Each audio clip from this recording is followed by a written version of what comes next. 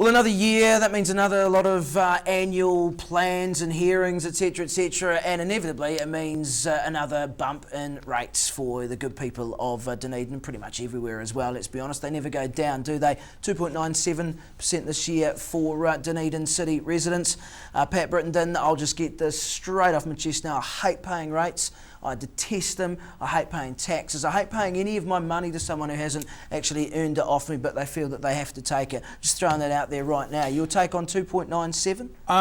I would like to know, and I was about to Google it, I'll do it when you start talking again, what the current rate of inflation is. And if that is around the 2.5%, 3%, then I think it's perfectly fair. But I think what you've said is more important. Oh, is it? No, it's not. It's just a personal point of view. Yeah, I know, but there'll be lots of people who think like you. Yeah, of course they should. You're a very fair representation of a sector of society. What sector is that? A sector. What's the alternative? Oh, look, no, I don't want to get into this debate. All I'm saying, I understand why it happens, and I understand the fact that, generally speaking, it has to happen, right? Yeah. I understand that. Still don't like it. I don't have to like it. I totally resent it. But in saying that, you are right to say that 2.97% is probably around the level of inflation. Well, you Google away there in real time and find out what inflation is. I think that 2.97% given, I think, you know, in previous years you watch it sort of go up, it's gone 4s, 5s, 6s, etc. And can I just say as well, I'm quite happy to pay my 2.97% because the University Oval is getting a new scoreboard. Now, anyone who had been down there to watch cricket of either a domestic or international nature will know how utterly appalling that scoreboard from, like, seriously the early 1990s was. It was absolutely a nightmare. It was a regional disgrace, that scoreboard. So the fact they're getting a new one, I'll pay 3%. Yeah, but see, this is when Don, my friend, your hypocrisy comes out. Because what about all those people who aren't interested in sport, who don't want to go to sport, who don't want to be there? I'm not interested in all the other things I have to pay for as well. So what Mikasa Suka, you know what I mean? Like, I'll take a bit of this, leave a bit of that. So Dr. Google says the average inflation in New Zealand at the moment is 2.7%. There you go. So that seems okay. It's not too far. I'm not quite finished beating this dead horse yet.